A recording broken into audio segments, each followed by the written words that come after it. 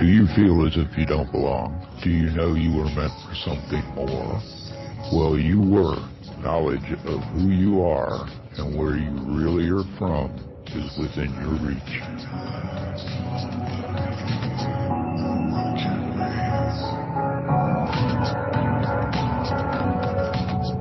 Join Janet Carol and Dr. Sasha Lesson as they search for the answers as they open up the Stargate to the cosmos.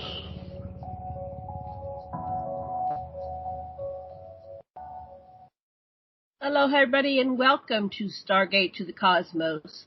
And I'm your host, Janet Carol Lesson, and I'm here with my co-host, Dr. Sasha Alex Lesson. Our producer, Deborah DeFranco, is joining us from New York, and you're listening to Revolution Radio Studio B.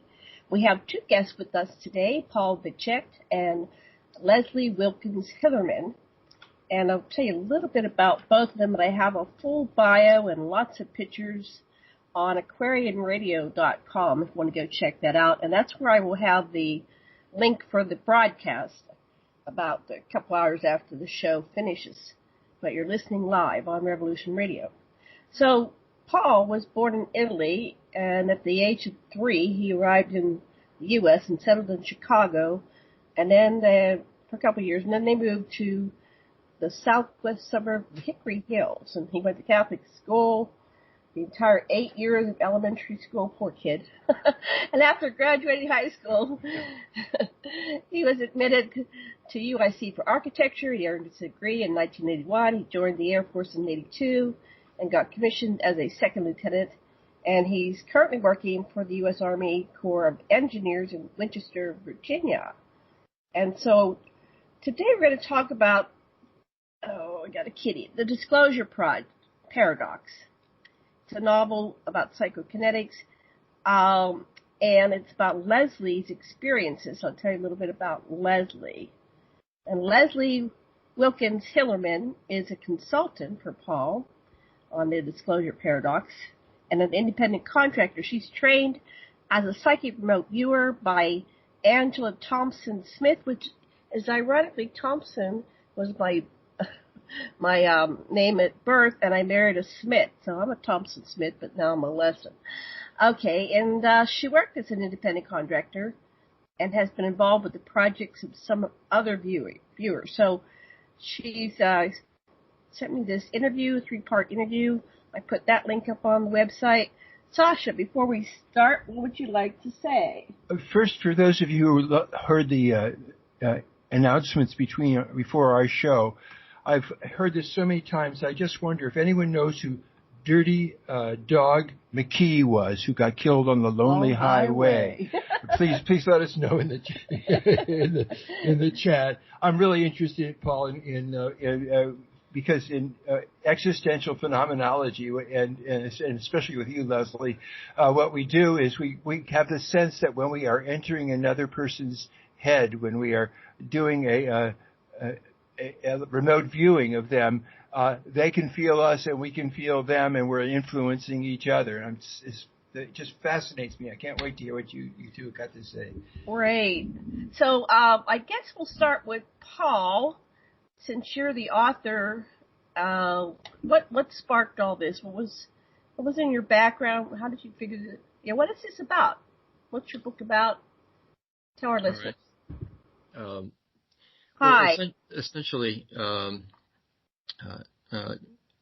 guess for about a decade, I had been going through some experiences, meeting psychics, and also one particular psychic was acting as a medium for me, where she was getting transmissions from the source would be, you would call them the Watchers, and this had been going on for a decade, but there were so many other instances of unique experiences and synchronicities that I recorded everything. And at one time I did have a blog, but I stopped doing the blog when I sought work for the government again. So, but I kept all that information, and what I did was I reasoned that I needed to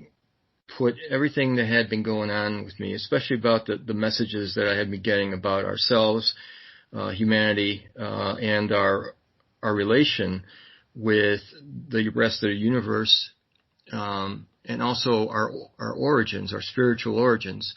I had to put that all together in some way. And one weekend, I wrote 31 pages of outline for the book.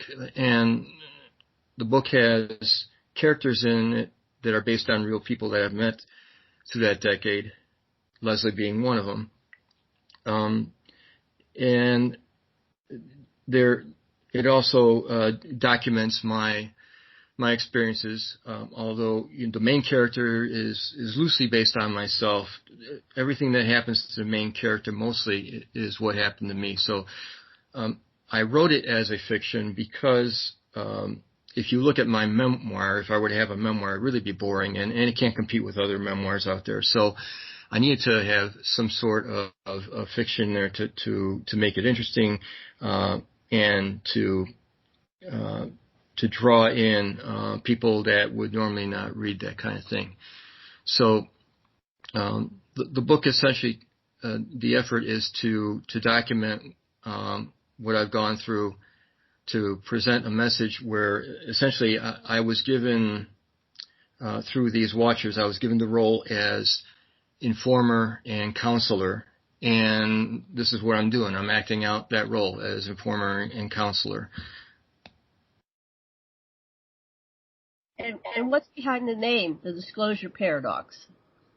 Well, okay, all right. So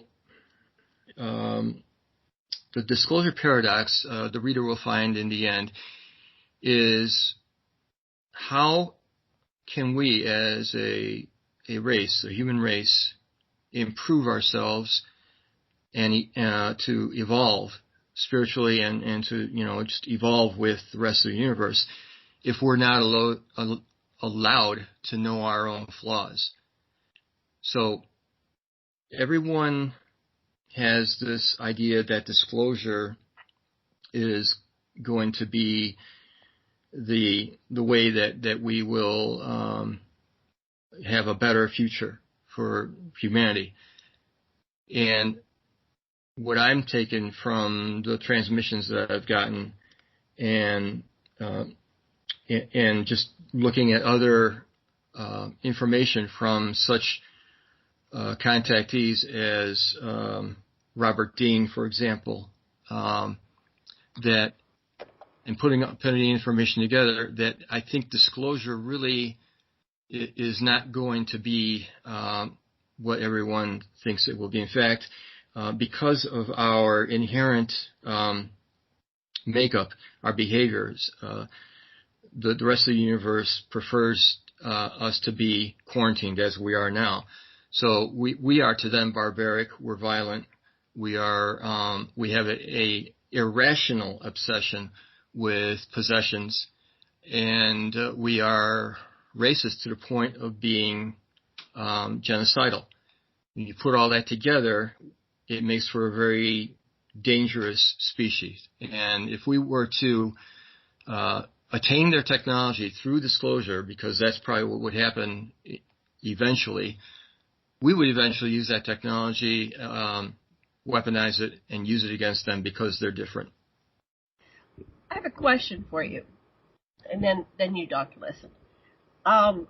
We have a lot of whistleblowers that are talking about the secret space program, and apparently there's like 6 or 7 or 8 different factions, and everybody has advanced technology. And so we already have a lot of that technology.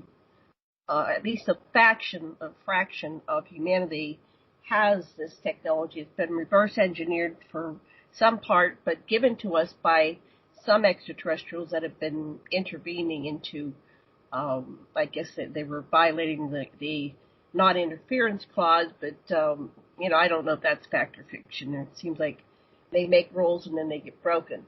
So what do you think about the information that's coming forth from the category of people that are called whistleblowers that are in the super secret space program? They're like super soldiers and that type of thing. Are you familiar with that, and what do you think of that? Oh, yes, I am. First of all, I feel that is not for the benefit of humanity. I think it's for the benefit of a very small cadre of very powerful and wealthy organizations, and specifically the military-industrial complex. I feel that yes, it is happening. Perhaps there had been some crashes where we were able to reverse engineer, for instance, at Roswell. And, everyone has this idea where the extraterrestrial races behave uniformly and as a homogeneous group. And what people need to understand is that they're just like us, where, there are good people, there are people that, work for the flag, if you will, and then there are the pirates. And I think there are some rogue extraterrestrials out there that are working on their own for their own benefit in some manner. So it's just like Star Trek and Star Wars. You have the Ferengi and you have higher level beings. So let me just have Leslie come in here. Sure. Let's say hello to her, because she's a remote viewer. So Leslie, welcome to the show. And would you please tell our listeners a little bit about yourself and how you got into this with Paul? But one of the things I want to get to, just to let you know beforehand, have you remote viewed these extraterrestrials, and to what degree have you had success, and what do you know about them? So welcome, Leslie. Thank you. Thank you very much. Aloha and mahalo. Anyway, I usually did not ever make any attempts to view anything other than what I was tasked to do. But recently, a young woman had contacted me, and she said that she needed to get in touch with an extraterrestrial organization that is located at Dulce. And I thought, oh boy. So she gave me a whole bunch of contact information. And I called Los Alamos National Laboratory. And I talked to the locator, and I said, I was given this information. This woman is really desperate to get this information to where it needs to go. And I said, I have no idea where it has to go, but, it's all on you. And I gave him all of her information. And sure enough, the very next day, I started seeing what looked like a reptilian in my viewing. And I contacted this young woman and I said, would you happen to know who this reptilian is? Because I see this reptilian. And she said, oh yeah, I think that I might know who that is. Because she had worked with, the, reptilians with, DNA manipulation of humans, with reptilians. So I ended up, with seeing a reptilian, actually quite a bit. I think that the reptilian had linked in with me. Mm-hmm. But other than that, I have a few ideas about all of this, and I do think that there is some kind of a movement going on where humanity is definitely being manipulated genetically. Sasha has a question. Hold on 1 second. Oh, okay. Okay, 1 second. Well, I just wondered if you were to remote view from behind the reptilian's eyes as the reptilian beheld you, what would you get by looking at yourself from those eyes and from that consciousness? Well, actually, this particular reptilian was a little bit different. I kept on seeing, this is really funny, I kept on seeing a heart emoji. Like it was trying to communicate, I don't know, either a heart connection or come in on an emotional level, wow. Which would be almost impossible for them to do. Wow. And I felt really kind of uncomfortable because I've never dealt with aliens before. My brother has, but I have not. Wow. It was a he, correct? And what did he look like? He definitely had reptilian features, and he was darkly skinned. But definitely reptilian features. He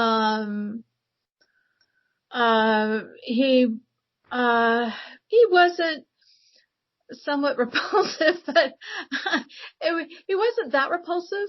He was okay as long as there was a heart emoji. I felt like, okay, it's safe, somewhat safe. But I didn't feel too comfortable from what I had heard from other people who had talked about the reptilian race before. So, I'm keeping my distance. I don't want to get too close. Right. Wow. Yeah. It's like meeting a pit bull. The pit bull. You don't know. Yeah, the reptilians are the pit bulls of the extraterrestrials. I've actually met. Excuse me, there's some interference there. Pardon? Oh, there was some audio interference. I couldn't hear everything all the way. Oh, let's try that again. Sasha was making a joke that meeting the reptilians is like meeting the pit bull of dogs. There are pit bulls that are nice. So it also conflicts too because it depends on many factors. So I've interacted with a reptilian, and I actually gave him a nickname, George, because he's been with me, interacting with me since I was about 4 or 5 years old. So I've gotten used to them. But yes, wow. At first they're terrifying because they're way outside of the norm, right? Right. Mike's very tall. He had darker, like brown, grays and gold. His skin actually, when he moved, it changed, almost like a chameleon. Right. But I've seen offspring where humans mate with him or that species, and they're very attractive. The offspring of them. So I don't know if they physically mate or if they're just combining DNA, but I've seen the offspring. So that's very interesting. So did you get the message? Did the message get through, and did you get it back to the person who requested that you get the message through? Yeah. Yes, I did. Thank you. Yeah. I gave her the information back, and she took it from there. And actually, I think that she did make contact with what she needed, to have done. So yeah, it was a positive. It was a good thing. Excellent. So how did you get involved with Paul? Tell us. How did you meet? Well, I think we met on Facebook or LinkedIn initially. I'm not sure which, but I think we just started talking to each other, and then the next thing I know, Paul's writing a book and asking me questions and doing his research, and that's how that started. Do you have any questions, Sash? No, but this is like what I get is when I'm picturing what you two did together is sort of like all the realities that you access spin off as real places because they've been created or accessed, and so you come back down to the whole thing that Paul was saying in the beginning about is it really a matter of these external forces of good and evil? In Jungian psychology, existential Jungian psychology, we would say, what about inside you? Is there a part of you that's mundane and a part that's spiritual? Can you embrace them both shadow and persona? Can you be both of them? Do you have to be either or? And it's the awareness that they form a dynamic, a polarity, a dimension, but you create the dimension, or the dimension creates you the moment you access it. And that's the way it looks to me, anyhow. What do you think of that? Yeah, you have to ask the question then. Oh, me or Paul? Either one. Both. Well, what I probably needed to explain a little bit is that the book seeks to examine the link between the extraterrestrial phenomenon and human spirituality, because there is a link there. It's not something that is coincidental. There's a reason for that. The one reason that we are, for instance, under a quarantine universally is because we are not spiritually developed to handle the kind of technology that we are abusing right now. Mm-hmm. Case in point, when we exploded the atomic bombs over Hiroshima, that was like a fire alarm throughout the entire universe.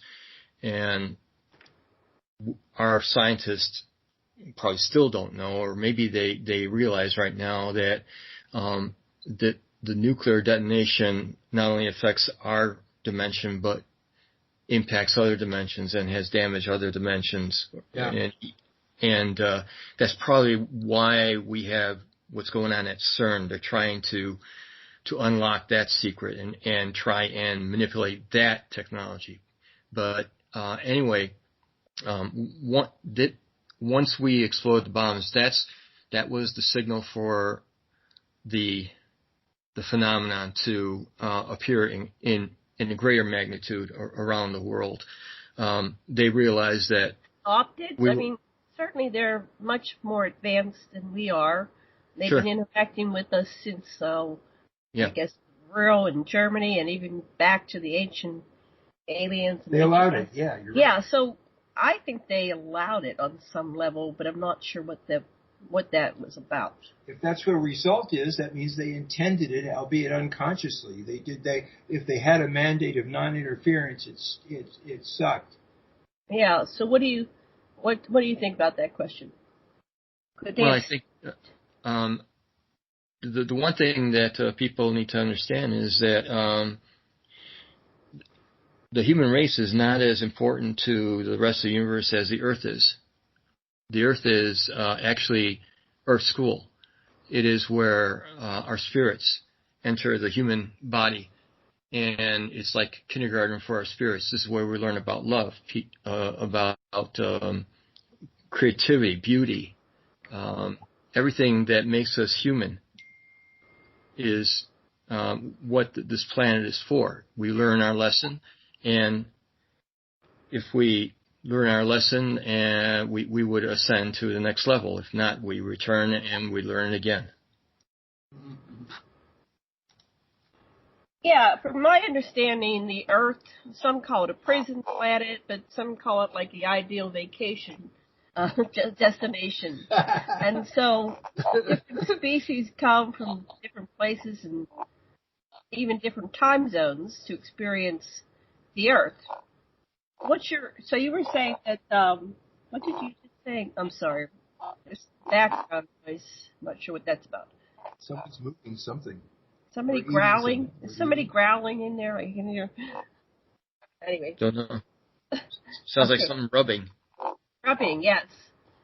Okay, whoever's not talking, maybe you want to mute something. But anyway, what do you think is going on here? There's a story about the Roswell Gray, and her name is Errol the Gray, the one that got captured and told her story. It's on the Alien Interview. It's a whole series by I forget the guy's name. But anyway, you can Google it on YouTube and watch it. Alien Interview. It's very interesting. And they identified her as she, so they called her she. And she was saying how the souls that are here are kind of trapped in a vicious cycle of life, death, rebirth, and reincarnation. And about 1,000 of her souls, gray souls, they came down here and they were killed within this sphere, and then they got trapped in this prison planet, she calls it, a prison system. And I guess a lot of souls go to, there's some kind of connection with the moon, and they get trapped, and then they get sent back, and lots of books about where we go when we die. So you were told about the nature of existence. Does that correlate with any of that information that we're getting from other sources? What is this? What is the system here? What is the design? Paul. Yeah, all I could tell you is what the kind of messages that I got, where the planet is essentially a school for our spirits. I don't think it is a prison. We're making it a prison ourselves. We're making it a hell for ourselves, and that's where we probably have free reign. The one thing to understand is that that's how you explain why there is good and evil, because it's part of the lesson, and why there is pain and suffering. It's part of the lesson. If you don't have pain and suffering, you can't learn to be sensitive to that and apply it in a positive way to other people. So it's really not that complex, and it's important to understand that the universe has kind of recognized our existence as essential to the evolution of the spiritual beings. I had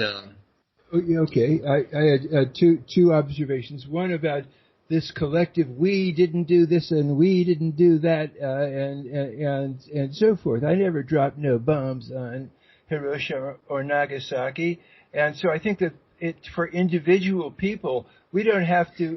Custer already died for my sins, whatever. And the other thing is, I don't think this is a prison. I am so happy to be here alive. I love it here. That's my take on it. No, well said. Yeah. But go ahead. Tell us. There's one other point. And the other point about you think, you may think that we Earthlings and us individuals particularly are unimportant, but in a way, in a holographic universe, which it is, there's a fractal of us in every molecule and submolecule there is, just as every molecule is represented in us. And so what happens to each of us does affect the whole thing. It must, if you understand the whole system, in my judgment. No, that's an interesting way of putting it, yeah. I do need to probably explain that I had an out-of-body experience during meditation where I was allowed to leave the body and to witness the realm where our spirits congregate into one mass, kind of like a beehive of spirits. It was fascinating because when I started to leave, I saw a indigo glow, and as I got closer to this indigo glow, I started to have a feeling of euphoria. And once I realized what was going on, well, that's when I was back in the body. So what I witnessed, I'm pretty sure, was all of the spirits between lives that congregate in this realm to be in one consciousness, and one by one the spirits would leave and go into another sentient being. Wow. I had a very similar vision in meditation too. Very, very similar. Like I've been to the same place. Yeah, and that's what is the source, or what everyone calls God. It's all our spirits combined in one. And so if you know about the science of noetics, where a thought has an actual energy, those spirits have energies. And when you combine all those energies into one mass, you have a tremendous amount of energy. And, there are clues in the Bible about, God is all around us, God is within us. Well, that's essentially, literally, that's what's happened. Our spirits are part of that. When we leave our body and we go to that realm, we become part of that source. Yeah, that seems to. I've had 8 near-death experiences, and that seems to be what I experience. So let's bring Leslie back in. Leslie, in your remote viewing, have you gone to the world past life? In your experiences, have you tried to remote view where we go when we die? Are you there, Leslie? Unmute. Unmute. Oh, maybe she stepped away. Are you there? Not sure what's going on. Okay.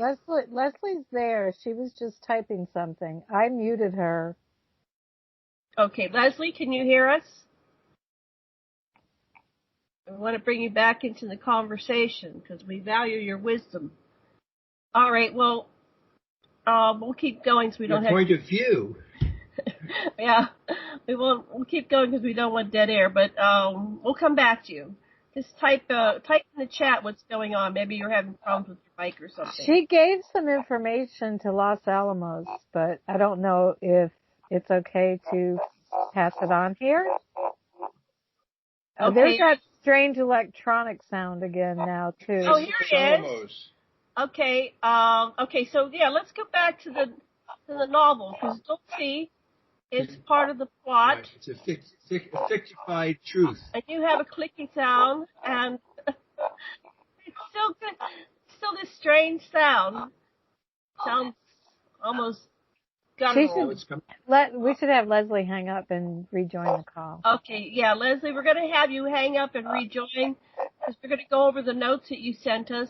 They were delayed in coming in. And they're making some funny sounds. And there's getting some interference. So let's try that again.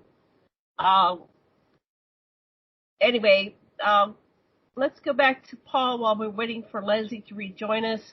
And Deborah, let us know when Leslie is back, or however you're doing, or you're calling her. I'm calling her. Maybe I should not have mentioned her reptilian.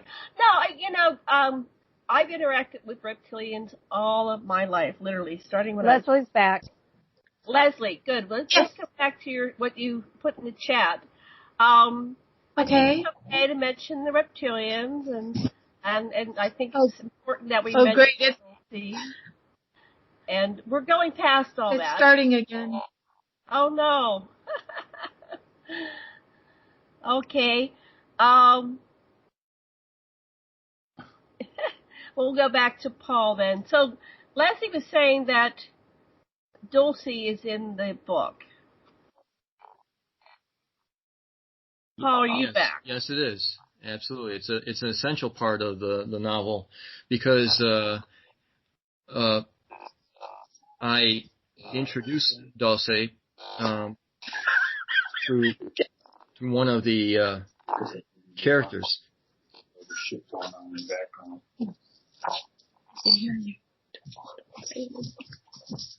Okay, so. And the character is it's a Native American woman, a Hickory Apache, and I have her as a Hickory Apache woman because of Dulcie, because it fits into the plot.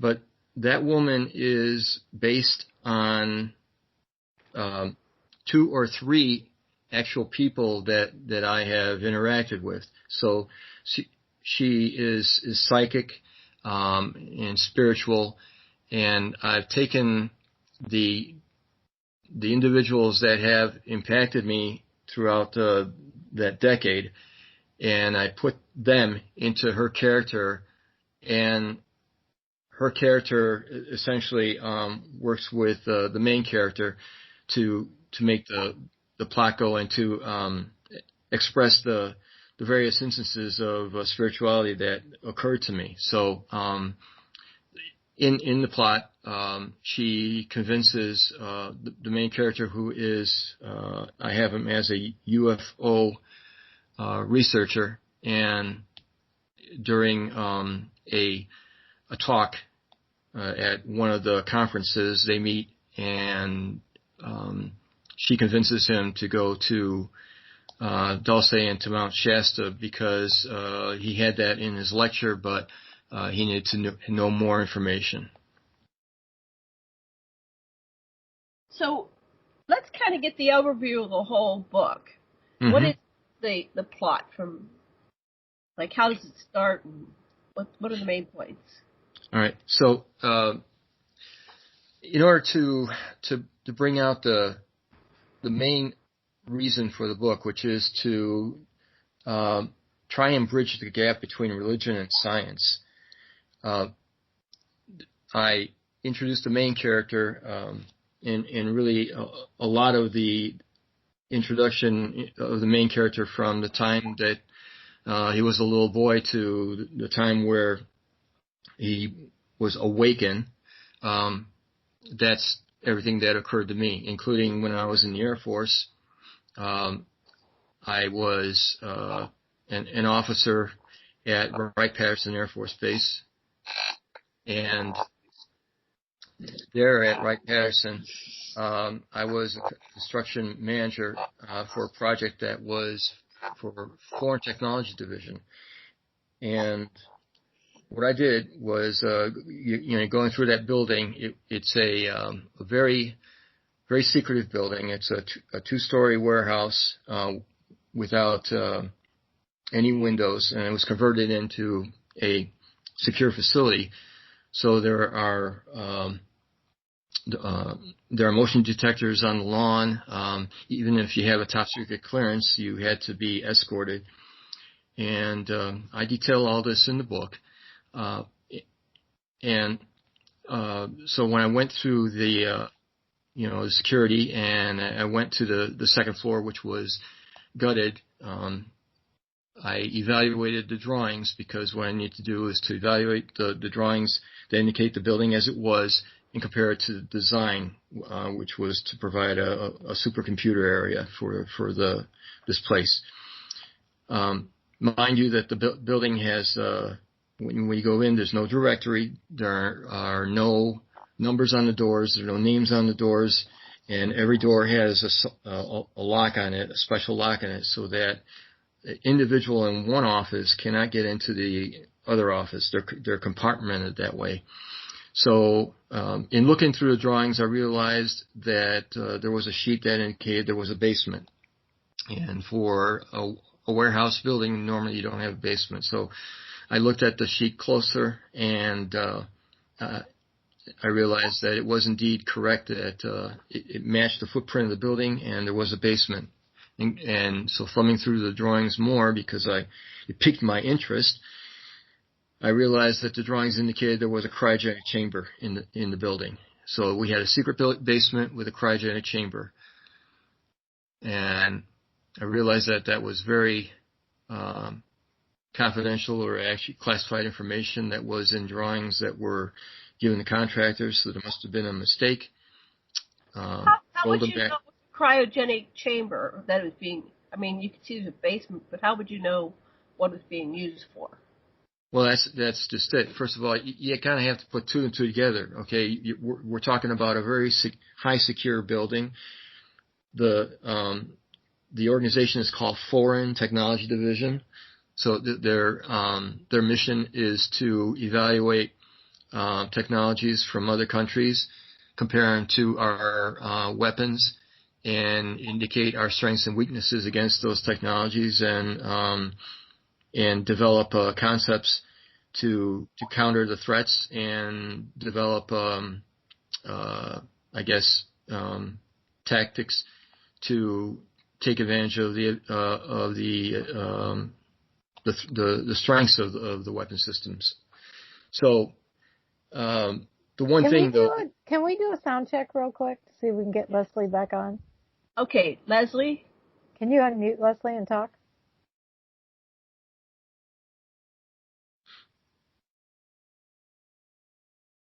Hi, Leslie. Paul, it sounds like a perfectly good function for the military. What it's supposed to be doing. Right. She's unmuted. Can we hear you, Leslie? Hi, Leslie. Hi, guys. Hi. Go ahead. Oh, you're back. Go ahead and try to give us the pieces of your puzzle. Hopefully we can be on long enough to hear what you were trying to say to us. It's much better than it was before. Okay. Yeah, it's good now. Go ahead, Leslie. She said she can't hear us. Hi, guys. Hi, Leslie. Go ahead and speak before we lose you again. Yeah, it's super delayed.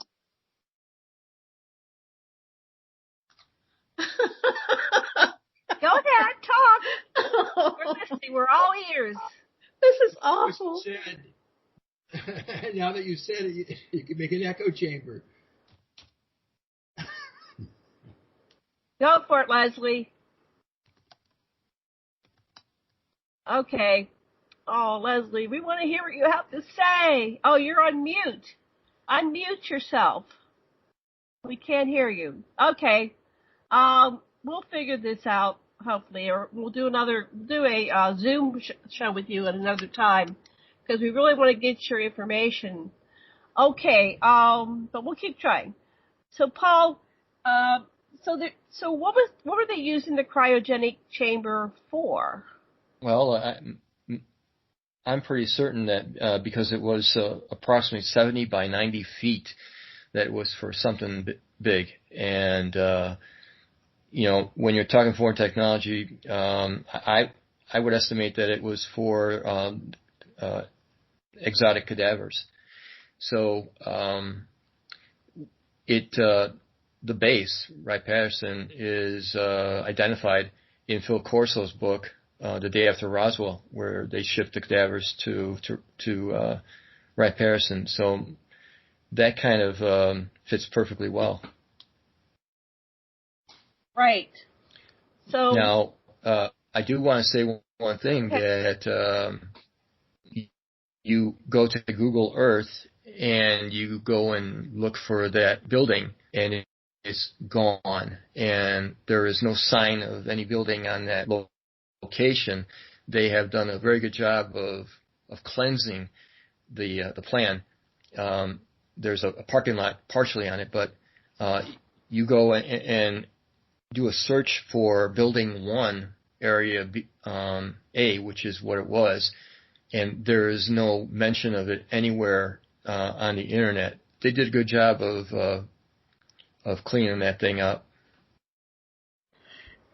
Leslie, are you hearing me at all? It would be so interesting because we know that our dead hang out often where they died, and it would be interesting to see if the spirit of the cadavers were near there or hung there in this very room that Paul's describing.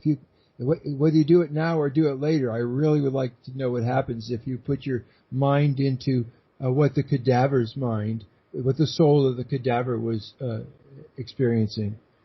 Leslie said she doesn't believe this, and it's like the Twilight Zone. Oh, she doesn't believe. See, I'm not getting even the text from her. This is weird. You're getting it, and I'm not.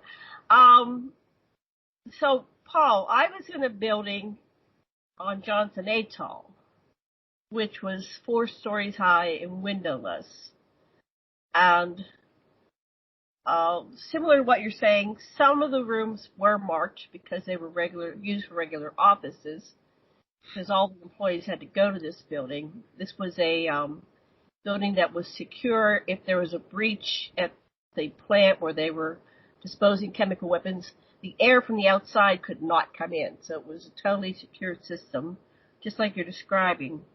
But when I go into my memories, because a lot of them have been blocked, but over time I'm starting to remember more, I know that it went down because there was and I've had a validation that there was a at least 13 level underground, and it went to an underwater opening where the USOs, which can also fly, could come in. So I'm very familiar with what you're saying. I don't know if I'm supposed to say this or not, but I was never in the military, and I've never signed any kind of agreements not to say things. And this is about disclosure. So anyway, I just wanted to let you know I've had similar experiences. Back to you. What year was that? I was there from 1995 to February of 97. Huh.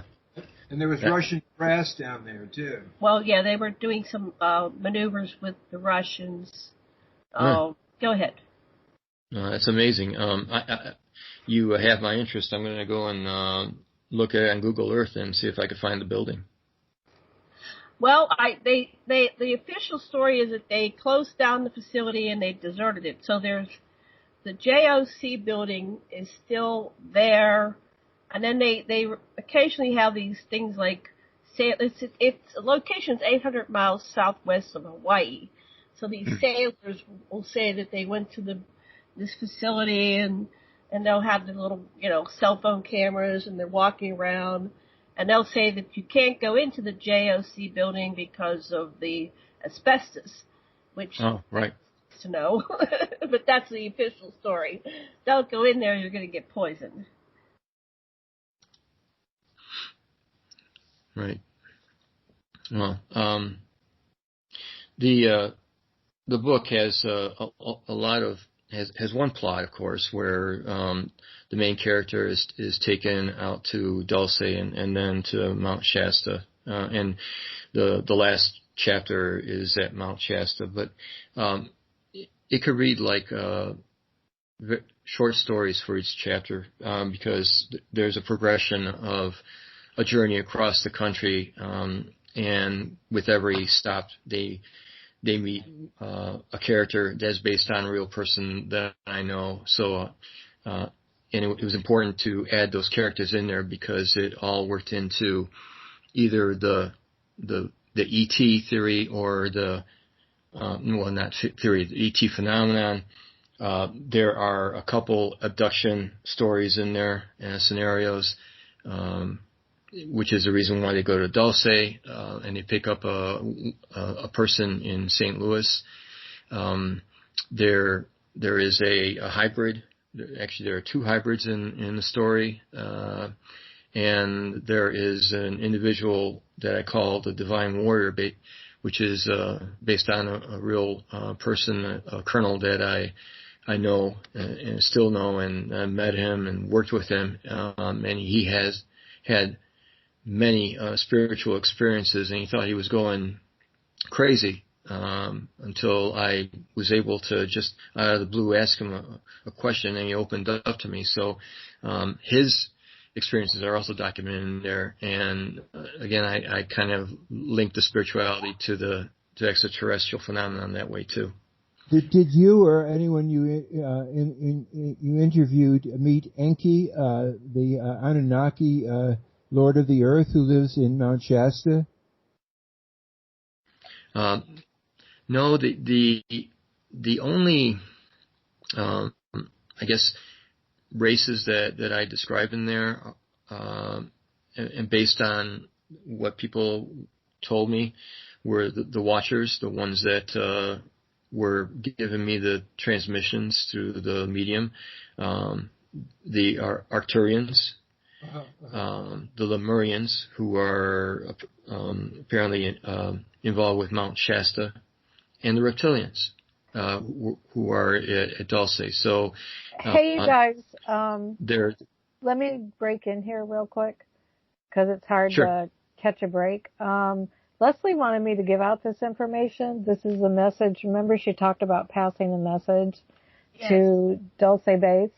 So this is what she gave them. This was the message she received that she passed on. Dulce Base, biocontainment level 4, Rumen Ultra 7 passcode lemon. So I don't know if that means anything to anyone, but that is the information she received and passed on. Wow. What does that mean to you, Paul? Well, I don't know what I have in my book. I have Dulce base as having 6 levels. The 4th level, I think, was a lab level, so that kind of follows that. But the other stuff, Ultra 7 and passcode, that's something that is new to me. But I also have Los Alamos in the book as a link to what's going on at Dulce. And by the way, Dulce base, while being important in the scenario with abductions, really hit its peak in the 70s, and since then, because of either relations or technology or any other kind of thing, maybe even just the awareness that we have of Dulce, the mission has been cut 50%. Right, because there's too many people that know about it. There are all these stories that have gotten out, so, and I'm sure the passcode has been changed by now. So, but yeah, that was what's his name? Joanne's Richards. Mark Richards. Mark Richards told everybody about how they had to break into Dulce and rescue all those people, all those women that were being used as sex slaves and that type of thing. So you're familiar with that story, correct? The only aspect that I have about Dulce was that they were taking either fetuses or children, abducting them, and then they would use them for either experiments, or they would actually genetically modify them to make super soldiers. Right. He describes a whole it was like an international entertainment center, and so other species were invited in to have sex with these modified humans. Certain aliens can have intercourse with humans, and somehow they made the bodies work so they could interact together.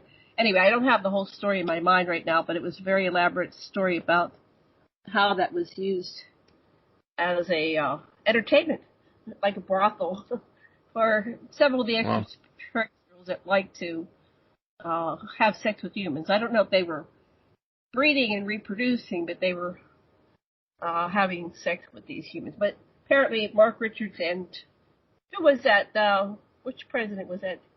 Carter. Yeah. And Onizuka was with them, and there was a friendly reptilian that helped them with the rescue. And these were kidnapped people. These weren't people that were bred. These were kidnapped. Well, they would genetically modify, like one woman, she had a dozen breasts, so they would do, it was a very, very bizarre story.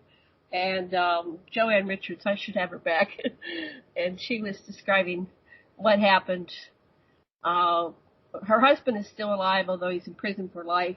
That's what they do. They try to shut you up so they don't kill you. We don't know if he's going to survive. He's in San Quentin, and everybody is in it. It's a Coven trap. If you're in prison, you can't get out. Everybody will get COVID in there. Yeah. Anyway, we're coming up on the first break. What would you like to say? We have about 2 minutes, and then we're going to go into break, and we'll be back after a 4-minute break. Are you talking to me? Yes. Yeah, give us a cliff to hang on. Yeah, okay. We want to hang. All right. I guess one thing that I want people to take from the novel once they've read it is that there are things there's things out there that we can't explain, that we can't see, touch or feel, but at the same time, and that would be I guess that's a message to the atheist, And at the same time, the religious people should understand that those things that they believe in can be explained through physics and science. Yeah. Almost everybody talks to their dead parents or a spouse, and you can pretend that you don't know there's another realm, but you do. Sure. So when we get back, we're going to make the spiritual connection. We'll tie that in, because I know you've alluded to that, and that's a very important part of the novel, is the spiritual connection, and talk more about this continuum and why it was created and the lessons we learn here and how we can take these lessons and modify existence for the benefit of all creation, because we're all one at the top. Am I summarizing that correctly? Yes, absolutely. Excellent. Okay, so we'll be back in about 4 minutes, and then thank you for listening. We're listening to this one is Stargate to the Cosmos. And let's bring back.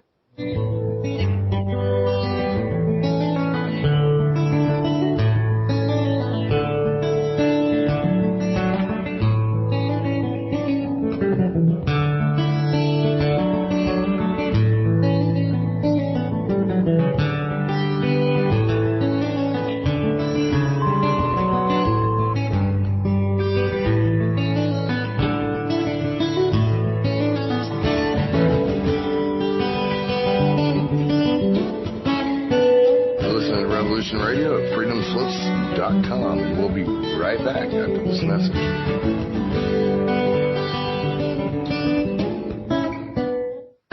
Many years from now, would you be willing to trade all the days from this day to that for one chance, just one chance, to come back here and tell our enemies that they may take our lives, but they'll never take our freedom!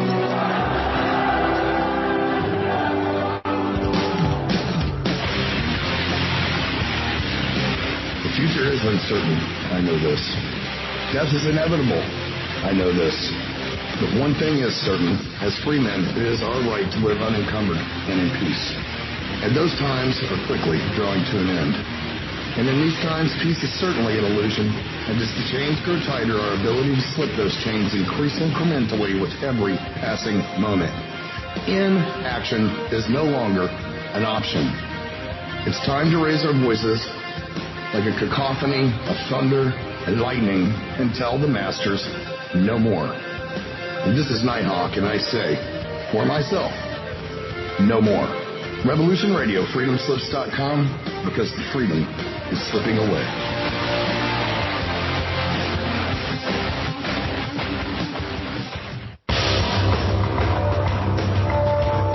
Hello, my name is Mr. Rowe. I am the host of Reality Extraction, Revolution Radio at freedomslips.com. I utilize logic, intellect, and magic to methodically atomize, vivisect, analyze, examine, study, scrutinize, and extract an essence of reality from a fog of illusion and confusion. You can find me on Studio B every Thursday, 1700 hours Pacific Time. That's 8 p.m. Eastern. No topic taboo, no subject too strange. I strive to take a neutral standpoint during the dissection of the topic at hand. That's Reality Extraction with Mr. Rowe on Revolution Radio.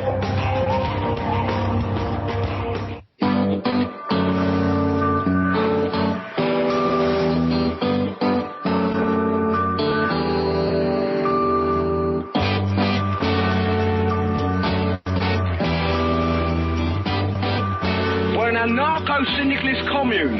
We take it in turns to act as a sort of executive officer for the week. Yes. But all the decisions of that officer have to be ratified at a special bi-weekly meeting. Yes, I see. By a simple majority in the case of purely internal affairs. Be quiet. But by a 2/3 majority in the case of more... Be quiet. I order you to be quiet. Look, you stupid bastard, you've got no arms left. Yes, I have. Look. It's just a flesh wound. I don't believe I've seen such a display of courage, skill, nerve, grace, and stupidity. I'll do you for that. Oh, what? Come here. What are you going to do, bleed on me? I'm invincible. You're a loony. The Black Knight always triumphs. Roundtable Live, Monday through Friday, 1 a.m. till 4 a.m. Eastern Time. Bring your mind, bring your ideas, bring your voice. King Arthur had nothing on us here at Revolution Radio, freedomslips.com.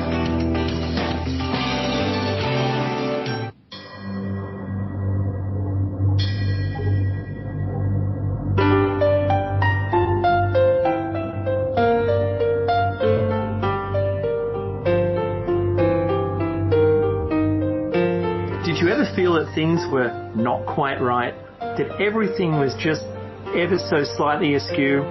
Do you have, to paraphrase Morpheus, a splinter in your mind? If you're interested in hearing the latest information about UFOs, the paranormal, ancient cultures and structures, monatomic elements, longevity, fantastic discoveries in science, downloaded to your brain, then tune into us. Hi, I'm Dave. And I'm Mackie. And we are Shiny Side Out, Sundays 2 to 4 a.m. Eastern. See you then. Revolution Radio, freedomslips.com. You don't need to expect us. We're already here.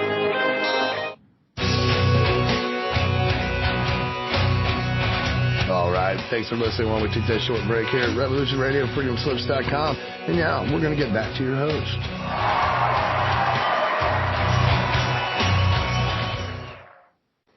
Aloha and welcome back to Stargate to the Cosmos, and I'm Jicarilla Lesson with Dr. Sasha Alex Lesson and our producer Deborah DeFranco, and we're here with guests Paul Vecchiet and Leslie Wilkins Hillerman, and we hope we can get her on the second hour here.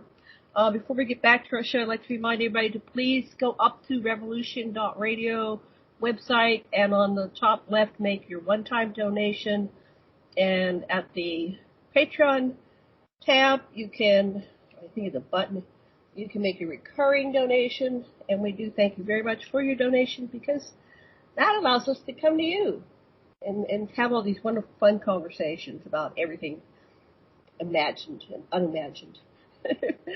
So before we bring back, we want to try Leslie again, but before we bring our guests back, what would you like to say, Sasha? Well, Paul, I'm just fascinated about how architecture seems to be the sort of the key to so many mysteries that you're able to figure out what was there because you're an architect, because of your training. Nothing you learn ever gets wasted. Well, let's do a sound check with Leslie, and then we'll go back to Paul. Leslie, are you able to join us without? No, we lost Leslie at the break. Oh goodness, she had device issues. Well, we'll try her on a different medium like Zoom or something. We'll do another show with her because I listened to her recording and her story is fascinating. So, Paul, we'll try to do something on a different system. Maybe that'll work. Who knows? These things are glitchy. Technology is not what we have on board ships. That's for sure. So, Paul, we're back to you. Go ahead. Continue the story. We're all ears. Yes. All right, so we left off at where the main character discovered the cadaver. Well, not the cadavers. He discovered the cryogenic chamber in the secure facility, and that was part of the awakening in the main character. Were there cadavers in here? Did he see cadavers? No. It's just the way that there was a feeling that he had, something that told him that this was not right, and that well, first of all, he kept it to himself for years after he left the service, and only after getting with people that were in that kind of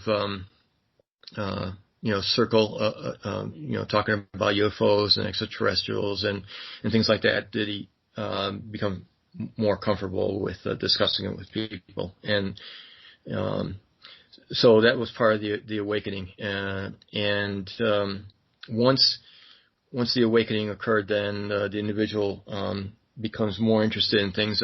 I go into actually in a chapter called Into the Rabbit Hole.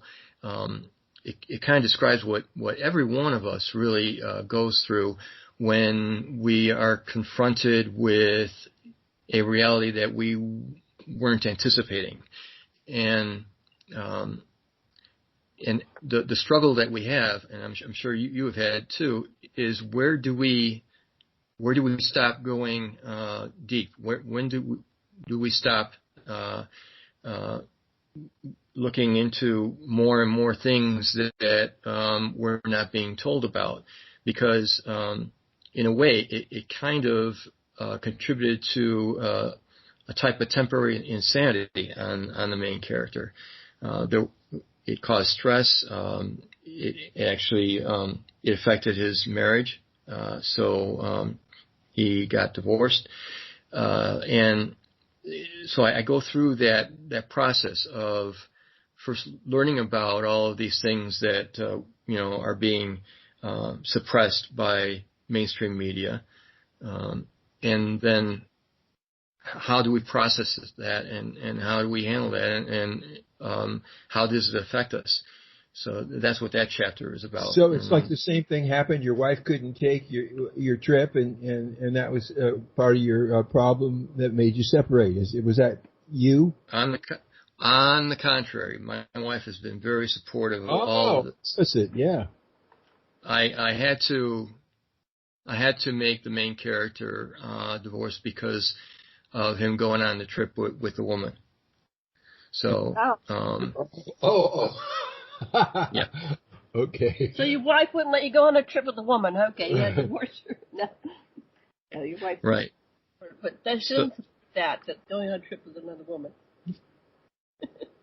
Sorry, I'm being bad. Go ahead. No, that's all right.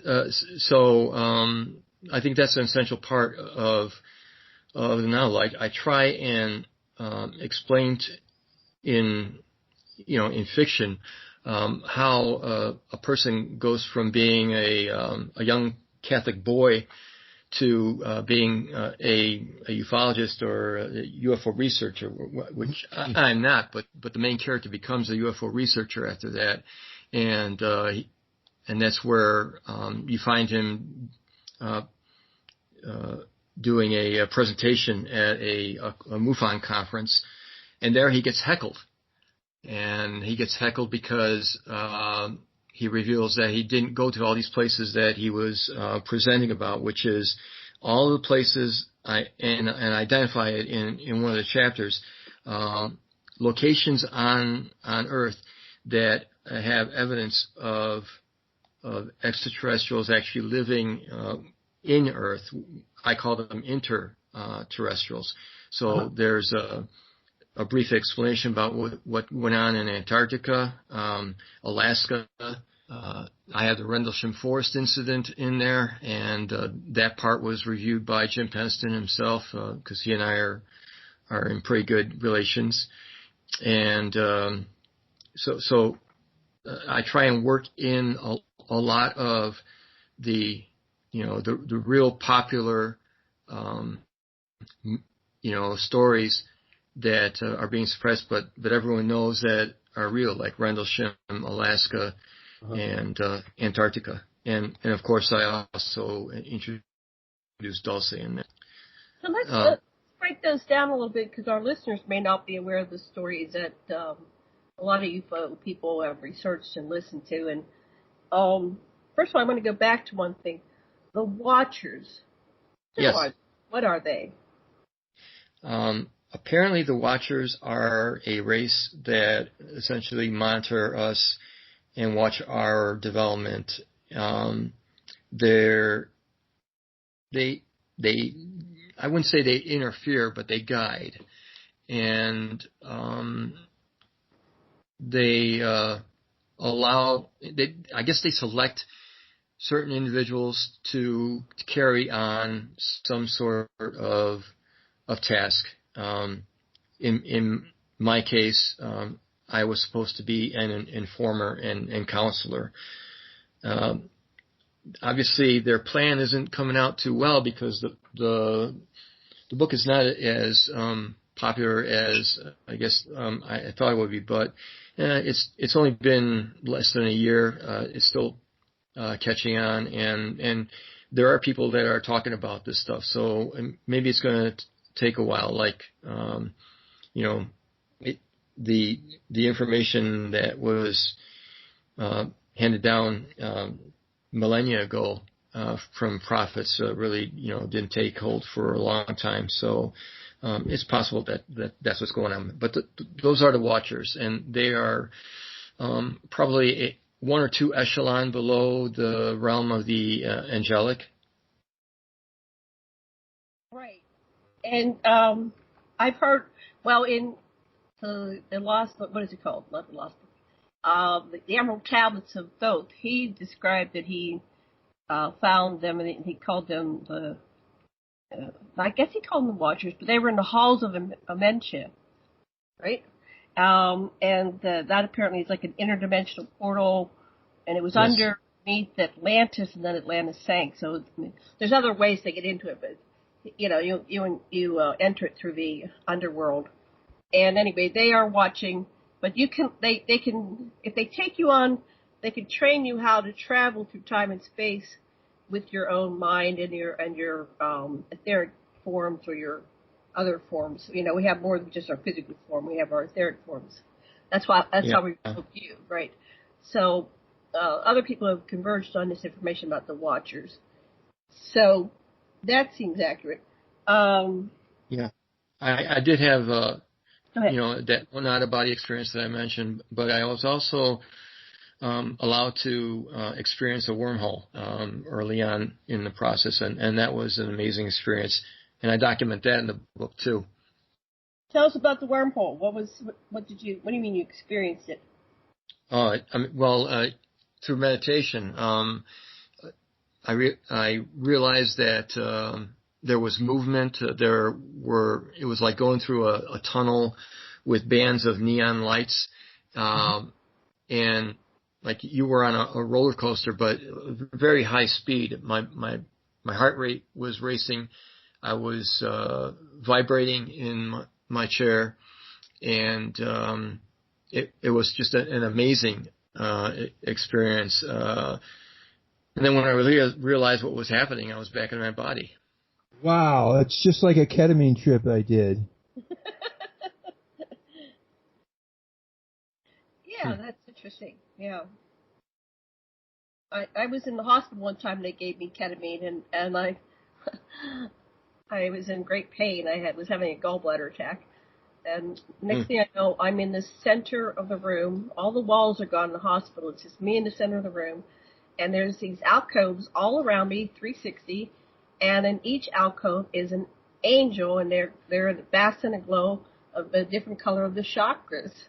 And and I was staring at them, and then the nurse came over to me because I was staring, and I guess she thought I died or something. She goes, "Are you all right?" Because I was just transfixed on watching this interdimensional scenario play out. And I just went, "No, I'm okay, I'm fine."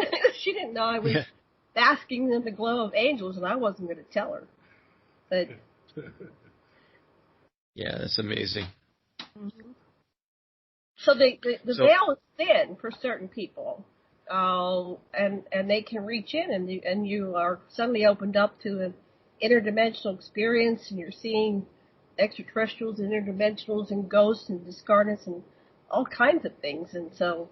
Well, yeah, in Jungian psychology, any kind of direct contact with the sacred like that stays in your aware ego process, and you can always return to it, and it's like it's always there for you. You never lose it, and the more you have those experiences, the greater reflection you have on your current existence. Yeah, that is amazing. The one that I called the Divine Warrior. He was getting visitations by a being that appeared to him like Mary. And now we all know that's not the case. Sometimes these beings show up in form to relate to the individual that is seeing them. And so this being in human form would show up every once in a while he was at a hotel exercise room, and he was getting messages from what he would call God or something like that, where the message was saying, ask her her name, and he was very hesitant about it because he didn't know what was going on. And then he got another message indicating that she will tell you about our ally, the ally that is really not our ally, or something like that. And I've got that in the book. So he was getting also images of himself with Michael's sword handed to him, and he was at the Battle of Armageddon. And I thought that was absolutely amazing because the clarity of the image that he told me about, and the messages that were coming to him were absolutely fascinating. He's not someone to lie about things like that. And you know, he would always get rather embarrassed or very hesitant about revealing stuff like that. But with me, he was very, very open. And so is he saying there's going to be a battle of Armageddon? Oh, you have a question? Oh. Well, no, it's just very much. Well, go ahead. What I indicated in the novel, and Mary Ellen, who was the Hickory Apache, and she kind of opens him up too, tells him, just because you had that image doesn't necessarily mean it'll happen. We still have a chance to not let that happen. And, that's how that episode finished. That's fascinating. And in the Anunnaki stuff that we worked with, Lilith or Nimma is the same person as Mary, and that we would just start in existential with instead of dissing the reality. What happened in the story is Nimma is always being challenged by Satan, who is Prince Marduk, and so it's almost like that archetypal confrontation going on in this person that's receiving it, that has gone on through history and the history of histories. Yeah, I wonder how much religious programming and cultural conditioning plays into our visions, because you were saying that he was seeing something that he could resonate with, and they say in the near-death experiences that when you first cross over, if you believe in Jesus, you'll see Jesus. If you believe in Buddha, you'll see Buddha. But that's kind of like an interim phase so that you feel comfortable and relaxed. And then they show you, everything about the totality of existence. So what are you finding on that? How much influence does your religious programming have on your spiritual experiences? Oh, I think in the Divine Warriors case, I think it had a lot to do with it. It's very possible that somewhere in his mind he was getting information, but his mind was translating it or interpreting it in the way that he is most comfortable and familiar with. I wanted to give Deb, our producer, a chance to ask a question. I always like to give her at least one or two chances. Deb, do you have any questions or insights, feedback? What would you like to say?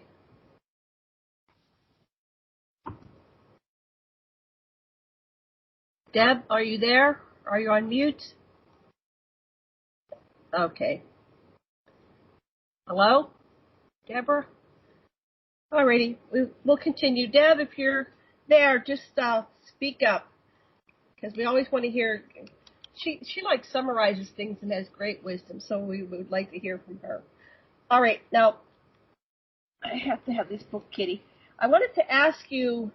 So you said you worked with. What's at Shasta? Why is Mount Shasta, in your opinion, so important? Well, Mount Shasta has always been a very spiritual place, either for the Native Americans or present day, and it still is actually a sacred place for Native Americans. And there are so many stories and myths about Mount Shasta.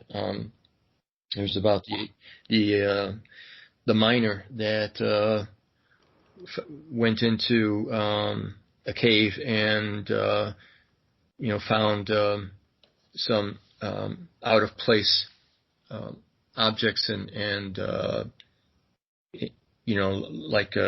I guess there were carvings and things that he didn't expect. There are myths about these Lemurians that actually live in the mountain, and apparently the Lemurians are descendants of beings that were in Atlantis. So there's a lot of fascinating things that revolve around Mount Shasta. What about the connection to Saint Germain? And then there's stories that there's an underground, I want to call it a rail system for the lack of a better word, where it's like an underground transportation system, that one of the openings from this world to that world is Shasta. What do you know about those stories? I heard about Saint Germain. I did not hear about that underground railroad. That's interesting. I'll have to look more into that one. Yeah, there's a guy that's from the underground world. I forget his name, Billy something. I can look him up. And he said that he worked like in Area 51, and they had recruited him, and the military did, and they kept giving him promotions so he would have more clearance, because the lower level clearance, so he became like a general when he was only 20 or something, 18, 19. And they said, okay, it's time for you to go to the lower levels. So in the lower levels, they have this train that goes from Montauk. It goes all around the world, but one of the major connections is Shasta. There's one in, I think, L.A. or something, or San Francisco. There's all these connections of this major, it's an ancient system that is probably pre-Anunnaki, and the Anunnaki were about 450,000 years ago. So, perhaps a million years old. And it works fine. It's still functioning. So, anyway, when he went there, this guy Billy, he met his father, who was one of the rulers of the underground world, which has another entry in Antarctica, right? So that's part of that story about Antarctica. There's a great river that runs all the way from pole to pole. When Norwegian got swept in the North Pole and came, Jensen's, and came out on the South Pole in so many years. Closer to Mike, honey. Yeah. So we have all these stories about Shasta, and it's very important, high spiritual center, but it's probably because it has a connection to these beings that come up from the underworld, so to speak. But they're not evil; they're enlightened beings, highly advanced civilization. And they started because of the nature of the earth, where we kept having these cataclysms, the Great Flood. But the Great Flood was just one of the most recent changes, because things are always incoming and affecting the earth. So people, to survive, they go underground. That's interesting. And it's interesting that you mentioned Antarctica. The story that I mentioned in the book, and I go into detail and actually analyze the truth from the hoax, is Operation High Jump. You're familiar with that, right? On High Jump. What's that? Operation High Jump. Yeah. Operation High Jump was, I guess, billed as a mission to help map out the coastline of Antarctica. But then there are other stories related to Admiral Byrd, and so I go into that a bit. And I also indicate there are two portals that are on Google Earth, still visible on Google Earth, that you can check that seem to be geographic or geotechnical anomalies. One actually appears to have a metal dome that would be retractable, and the other one is a triangle that you could fit a 747 through. And I actually have the coordinates in the book describing where these Google Earth images are at. So there is something special about Antarctica. There's a reason why we are not allowed to have weapons on that continent. I think that somebody is there, somebody has been there for a very long time, and prefer to be by themselves. And yeah, we could probably do some exploration there, and we could probably have some observatories there, but anything beyond that is not allowed. What about the Nazi connection and the reptilian connection to Antarctica? What do you know about that? I don't have a reptilian connection, but I do indicate in the book the Nazi connection, and I mention a quote by one of Hitler's admirals about a secret base, and they don't mention Antarctica, but they mention that it's in a remote place and hard to get to, and so on, and it's a fortress. So I kind of give you the dots to connect, but I try and stay away from falling into the hyperbole. So what about the Arcturians? The Arcturians? Your book. Well, the Arcturians were described to me by one of the psychic women that I know, and I still know that I've used to develop the character of Mary Ellen Velarde, the Hickory Apache, and this woman has a relationship with the Arcturians when she goes out of body. She's able to enter their ships, and at least that's what she tells me. And she describes them blue-skinned and benevolent, highly spiritual. So I kind of fit that into the book. And the Arcturians work in the plot as part of a rescue for a team of, I guess, they're like a group of veterans and psychic people that go on to Dulce and to other places. So the Arcturians work in the plot to act out as part of the force to fight the evil in the novel. Have you gotten any pushback for revealing all this stuff? Do I have what? Has the military or the government given you a hard time because you're talking about or fictionalizing both? Well, first of all, I'll tell you this, okay? There are a lot of low-hanging fruit out there, and my novel fits perfectly with the intent of the military-industrial complex or the government or whoever is involved, because they want more and more information out there to confuse the masses. There's so much information out there. A lot of it is truth. A lot of it is hoaxes. They will never tell you what is the truth and what is a hoax. They won't even acknowledge or indicate if there is a truth that they won't say anything about it. They'll just ignore it. It's kind of like what makes X-Files what it is, because X-Files works in a lot of truth in their programs, but they also present a lot of hoaxes in the same kind of voice and the same tenor. So a common viewer, a layperson, which is not, not well into the UFO ET phenomenon, may see everything as just fable.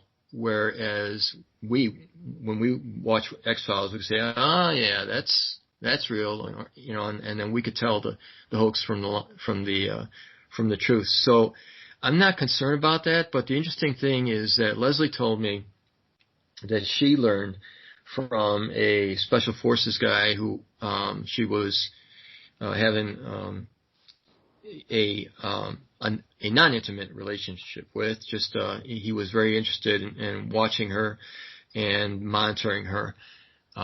He read the book, and he also indicated that the book is very popular in the Special Forces circle. So and my guess is they downloaded it illegally too. So it's written similarly to the way Tom Clancy would write his novels. There's a lot of detail. There's a lot of technical detail. Dulce is explained in minute detail how it's built, what it's made of, how is it powered, how is it ventilated, and it all works into how the team goes and sabotages it. So that's indicated. And I use a lot of my architectural knowledge, and I was able to get a lot of information from people that I work with, electrical engineers, fire protection engineers, explosives experts, on how to make it work literally. Well, you made a very important point there. I was told by my ETs that it doesn't matter what you put out there, because if it was really, how do they explain it?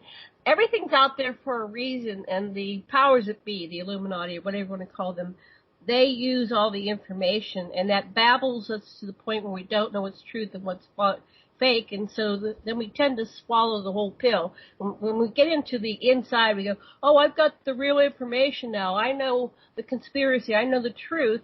Then we start buying everything as the truth, and we swallow the whole pill. But it's full of information and disinformation. So at this point, there's so much, especially the last, 3, 4, 5 years, there's just been so much put out there by everybody. I don't think we have any idea what the truth is anymore. We have bits and pieces, but I don't know how this is going to get sorted out. I used to think I knew I had the truth. I had the way in the light, but now it's like, I don't know. I just know my experiences. Are they real? Are they Memorex? Are they mind controlled? Are they, I have witnesses I've had people that have been abducted in mass, like groups of 20, 30 people. And so they have this shared experience, but was that real, or was that something they fabricated? They do a lot of testing of people. There's some morality tests. Will you save the children from the monster, or will you save yourself? There's all kinds of, life is a test and all these lessons, but within that, the ETs are interjecting these morality tests and how will you respond. And then if you get killed, you don't stay dead. So it's all like a virtual reality, and you're back in the game again. The super soldiers, they'll be on another planet. They get eaten by the spider beings. They lose their heads, their arms, their legs. Then they wake up the next day and everything's reattached, and they're not dead. And it's like, damn, I got to go back and fight spiders again. These are giant spiders that chop off your head. So I've been studying this and interviewing people nonstop for the last since 2012, right? The common neurosis these days is over the ontological status of what one imagines, and people drive themselves crazy about that, about the reality status of what they think of. Yeah, they're splitting hairs. This is real, that's fake. This is the real news, that's the fake news. And then everybody's polarized. And I think the ultimate thing is we never get conscious or spiritual. It's keeping us from our spiritual growth. And from the initial point that you pointed out, that we are all one. Mm-hmm. No, that's a good point, that they use the information, and we people like myself, unfortunately, are like agents for them of their own mission. But the main, that's one other reason that I decided to make it fiction, because if I were to present it as nonfiction, then I would be putting a target on myself.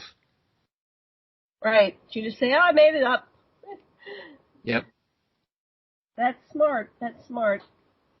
And people can read between the lines, but yeah. Sure. It's really hard to have the truth. It's a variation on the theme. It's a consensus reality. It's a shared reality. But is it the truth? I don't know.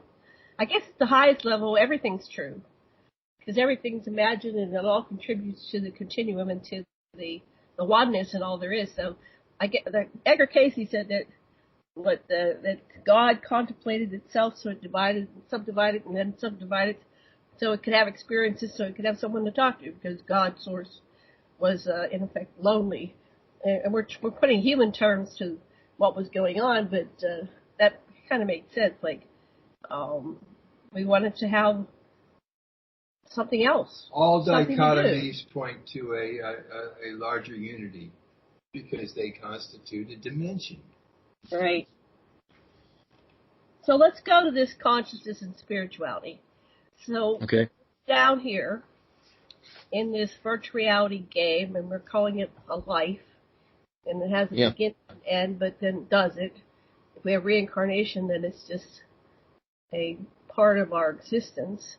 Tell us what the Watchers told you is really going on spiritually. Well, it's a combination of what the Watchers said, and also, are you familiar who Robert Dean is? I knew Bob very well.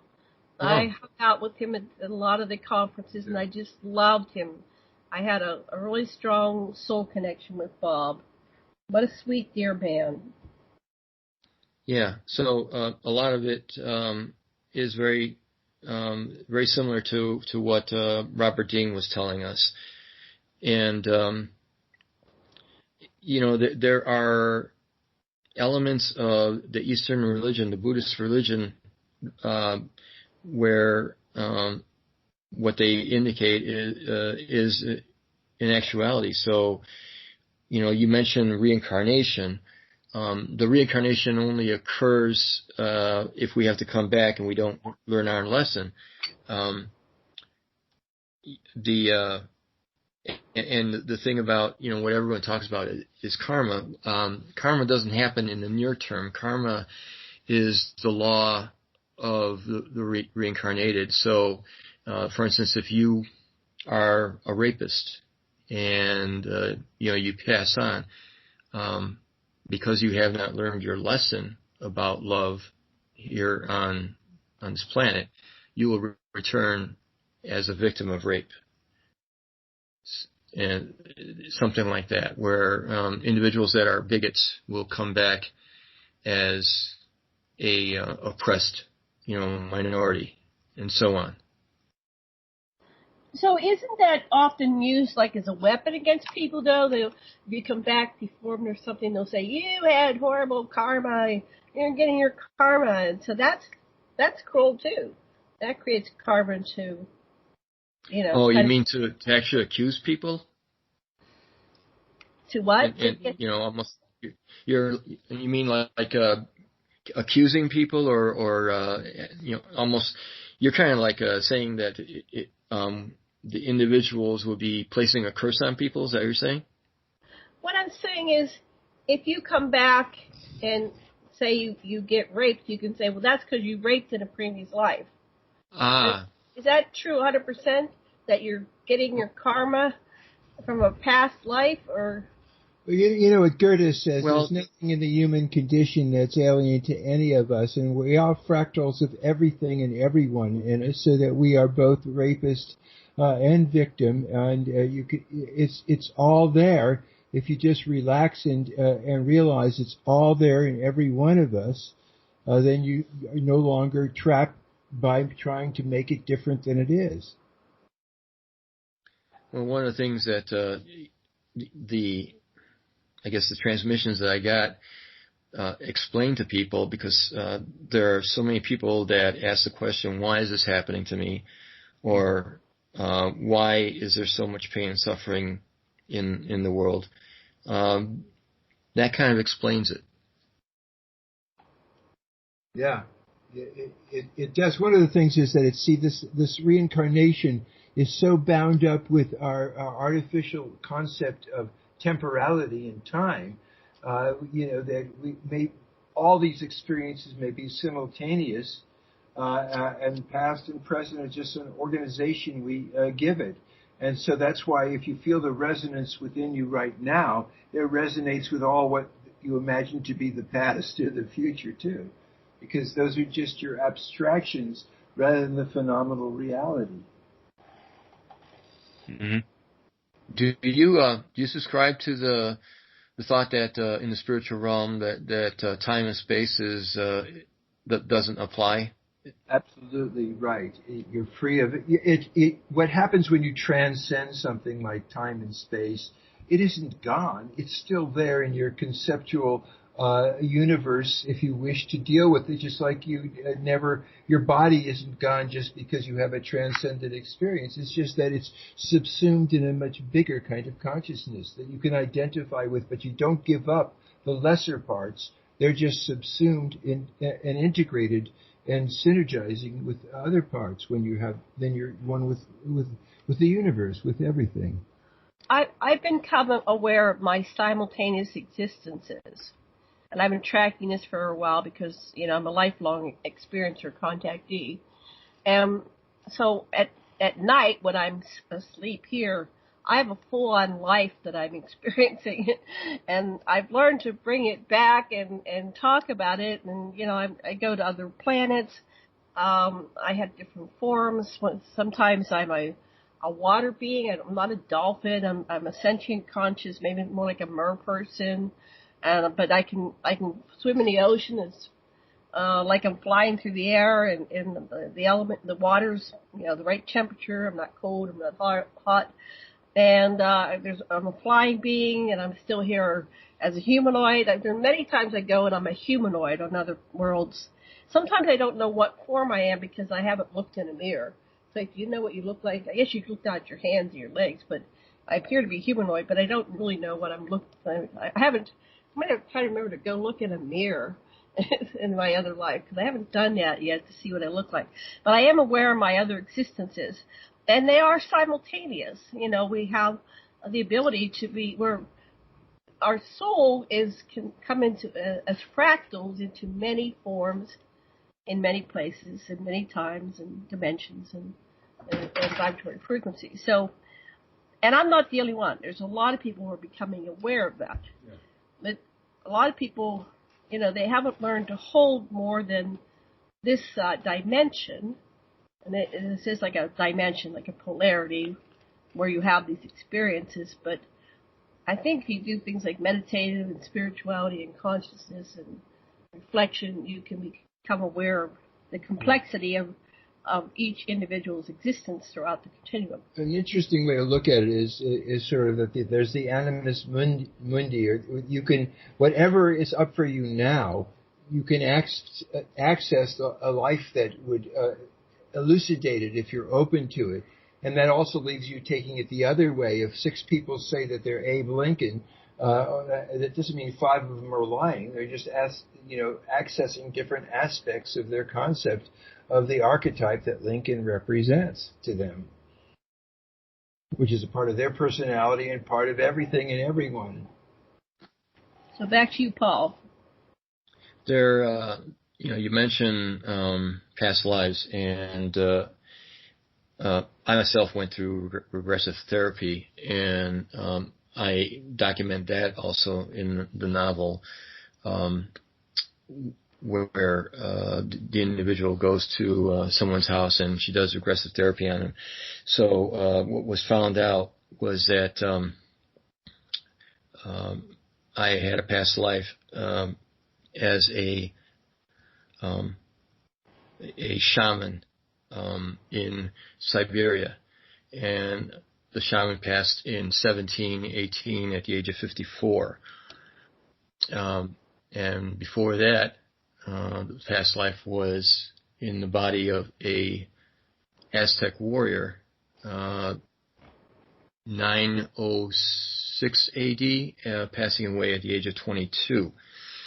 So, in the novel, and again, through the regressive therapy, the woman, she told me that my spirit was special, and she was almost, I guess, speechless when she understood what was going on. And apparently, this role that I have as counselor and informer was, I guess, predetermined before I became human, where the spirit made an agreement to return here to do what I'm doing, and that it kind of ties into what the Watchers were telling me. So I thought that was pretty interesting, and I put that in the novel. Yes. Great. Yeah, that's it's like wonderful. so you introduce people to all these different modalities and all this information, and you're giving them a story to write it along. I love what you're doing. That's very creative, very special. So I think the more we can educate people to these concepts, the more we can awaken people to their higher levels of existence. So, and the dichotomy is you're both special and ordinary. You don't have to give up ordinary just because you're special. That's the beauty of it. Right. The unfortunate thing is that the people that need to read the book are not reading it. They're kind of shying away from it. It's too bizarre for them. Even though I try and ease the reader into the whole thing from the very beginning, with a lot of just common stories that don't even deal with the supernatural or with the conspiracy information, but it's kind of frustrating. But at the same time, individuals that had no idea what was going on, and some did read the novel, and that it kind of opened up a new world for them. So I'm kind of thankful for that. Right, it's really, we have a number of books we've written, and it's really hard to get it out to the world. Maybe when the conferences open up again, you could start going out and get a vendor table and start getting it out to people, but it takes a while. There's such a proliferation of information and all these millions of books. It's very hard to, be a bestseller or even get recognized. But just hang with it. Is it on Amazon? Yes, it's on Amazon. And I also, for people on Facebook, I have a group on Facebook which is called the Disclosure Paradox, and it's open, and there are about 255 members there right now. And so it's available on Amazon as paperback, but Kindle as well. It has very high ratings. On Goodreads, it's 4.85. On Amazon, it's 4.5. I still need a lot more people to give me ratings so that I could break into that next echelon for the search engines. But people are enjoying it. Wonderful. I just want to check in with Deb. Deborah, are you there? I'm here. I'm here. Have a question or comment, feedback? Yeah, in the beginning, Paul had mentioned that humans were not universally spiritually evolved enough for the rest of the universe. So what were the steps that we as a species need to take to become that? Well, first thing to do is to admit our flaws. Our flaws is really based on our DNA. When the Christians say that we have original sin, it's not what they're talking about. It's our DNA. Our DNA is our original sin. So we can't get rid of it. But first understanding that we have that flaw is the first step. Understanding that we have a tendency to be violent, to have this need to have possessions, things like that. So that's the first step. And the second step, I guess, is to rid ourselves of the trappings that lower our, what people call our frequencies. Almost kind of following, and I don't want to say everyone should turn Buddhist, but the Buddhist religion seems to be right on it as far as how we should conduct ourselves. What's so bad about the need to have possessions? What do they mean by that? You got to balance giving and taking, not just take. Well, possessions. Materialism. Yeah. Materialism. It's materialism that really is the engine that is driving the poverty in the world, and it's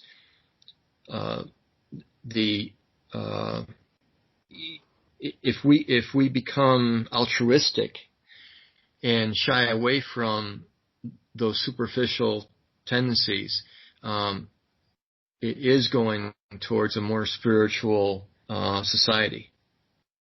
It's tough. Like greed, like hoarding and having more than you need. Yeah, agree. I remember long ago that there was a group that was challenging people to have no more than 100 possessions in their in themselves. I recall that was a big thing for a while, and then it kind of died out. Wow, that's fascinating. Because precise. People say it goes two ways. Whatever your possessions are, own you. You own a car, you've got to service it, and so forth. That's a really fascinating idea. Right. So, 100 things. What you have? Your toothbrush? Yeah. I have a theory. I have a theory on all this, right? Okay. All the things that are important in this life, you take with you when you die. So anything else beyond that is irrelevant, right? And the things you take with you when you die are the love and the relationships you have with people. Sure. That makes sense. And the knowledge. I think you take knowledge. Yes, absolutely, right? Because that's the whole point of coming down here, right, is to learn a lesson. So the knowledge of this life and this lesson. Right on. Makes sense. So what's the main thing that you've learned so far about life that you're going to take with you? Myself? Yeah. I guess the main thing is, I think, to treat people the way you want to be treated.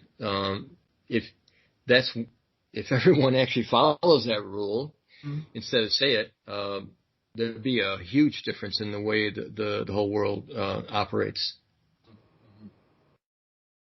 Right on. I agree totally. Yeah.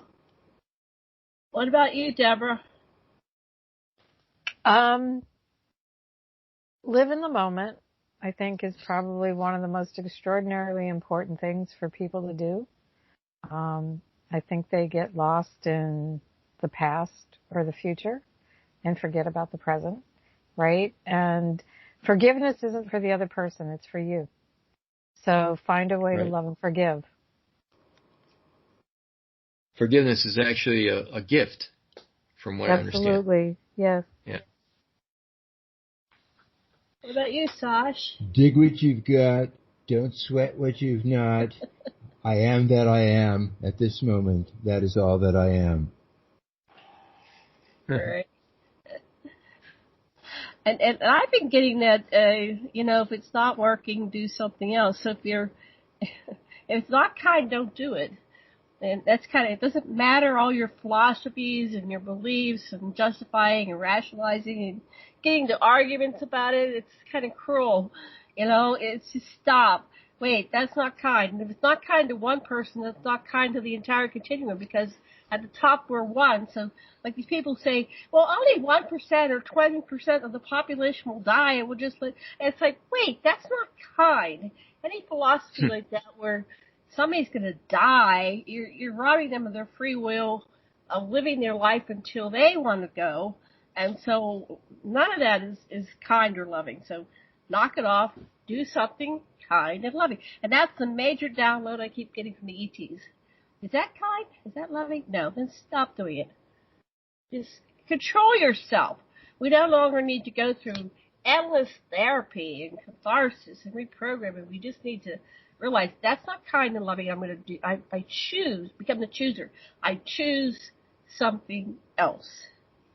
That's what I've been getting. Okay, we have like 2 minutes. Paul, what would you like our listeners to know? And I did put the link for your book on this.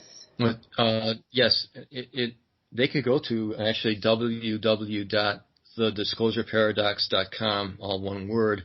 It's a website where the individual can read excerpts from every chapter. They could read recent reviews, descriptions of the characters, the chapter titles, and other things like, for instance, announcements about shows like this. Excellent.